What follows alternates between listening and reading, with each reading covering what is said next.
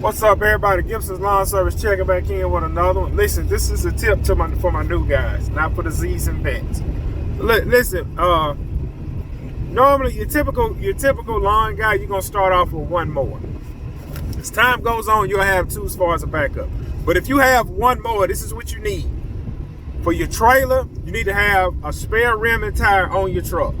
On the bed of your truck, you need to have a spare rim and tire for your trailer and for your truck and for your zero turn. Because if you have one mower, you do not have time to be down. Case in point, I just started my day, got to the first property, dropped the gate, jumped on my stand-on, had a flat tire.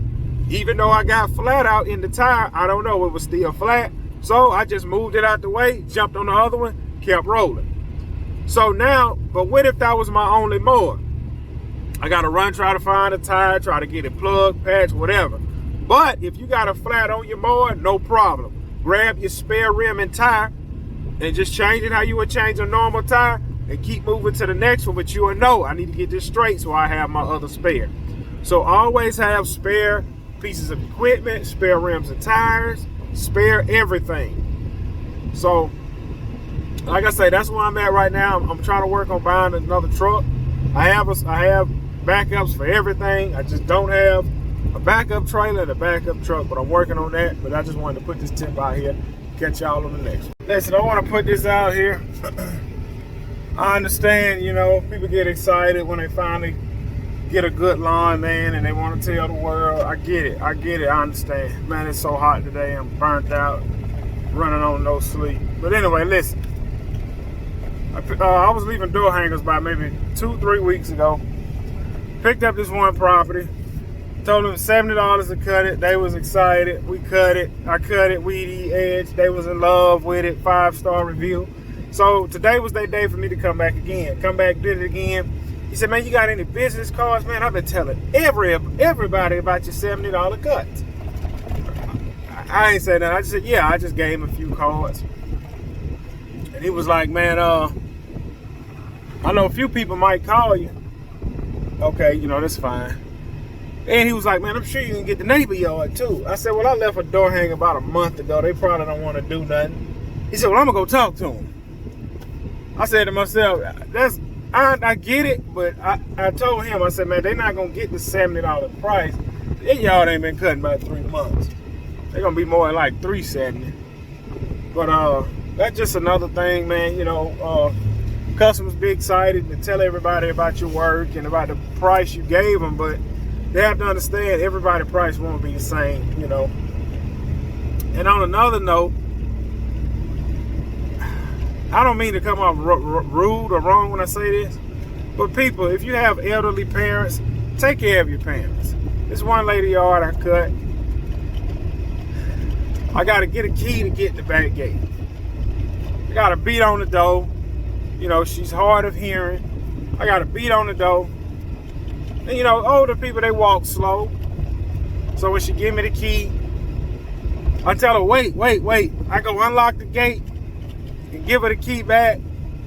Then I cut, What I do, I cut the front weedy edge, blow down, beat on the door. So maybe she'll see me out here and bring the key. Never happens. Beat on the door. She bring the key out. Cut weedy edge, blow down the back. Beat on the door again. She come outside. She writing the check. I am pouring sweat. I'm about to fall out. She taking her time writing the check. Want to conversate a little bit. And then I can go. I don't want to be mean, but I want to be like, man, I don't know. But that's what it is. Take care of the elderly people in your community. See y'all on the next one. It's hot.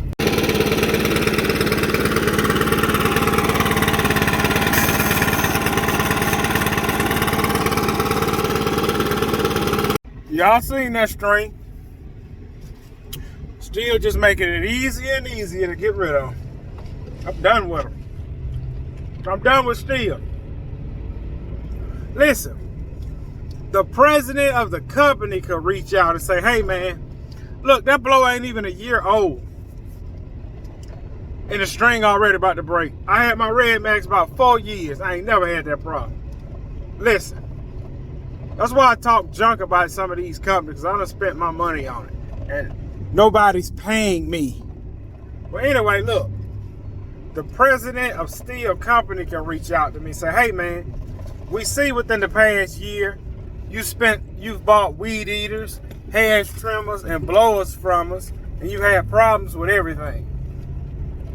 We want to give you 3 trimmers, 2 combi systems, 2 backpack blowers, and another hash trimmer for free. I'm going to tell them, no, get that junk to somebody else. I want equipment on my trailer, not trash. Everybody finished up for the day. I only done 8. I said I'll push the other 2 off to tomorrow. I'm kind of tired. He had me drained. I didn't get any sleep. So I'm going to try and get at least about 2 hours of sleep before I go to my full-time job.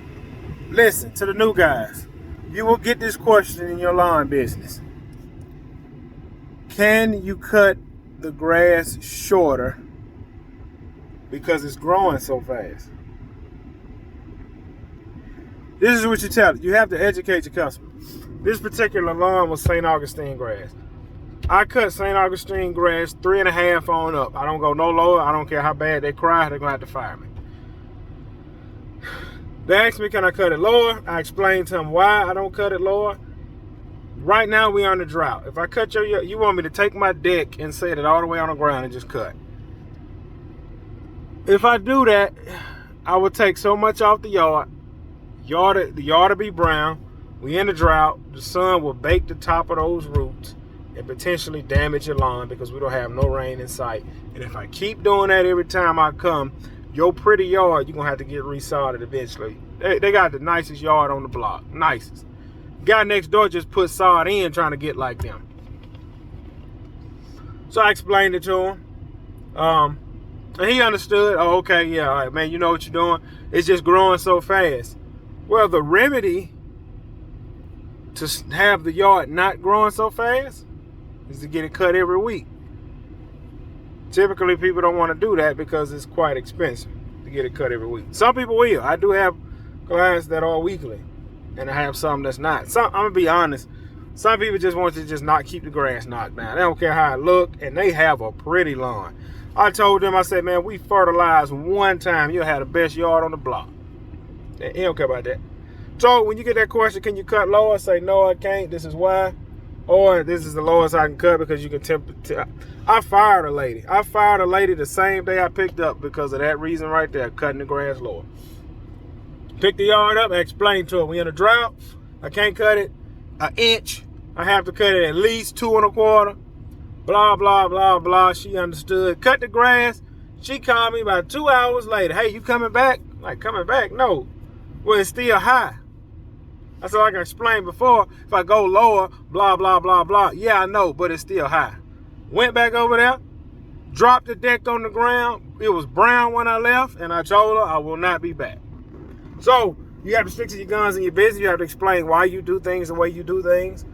You are not a chuck in the truck. You are a lawn care, lawn service provider. So with that being said, catch y'all on the next one. I'm drained. I drank like 10 bottles of water. I don't want no more. I'm just so drained. It's just so hot out here. Part of it.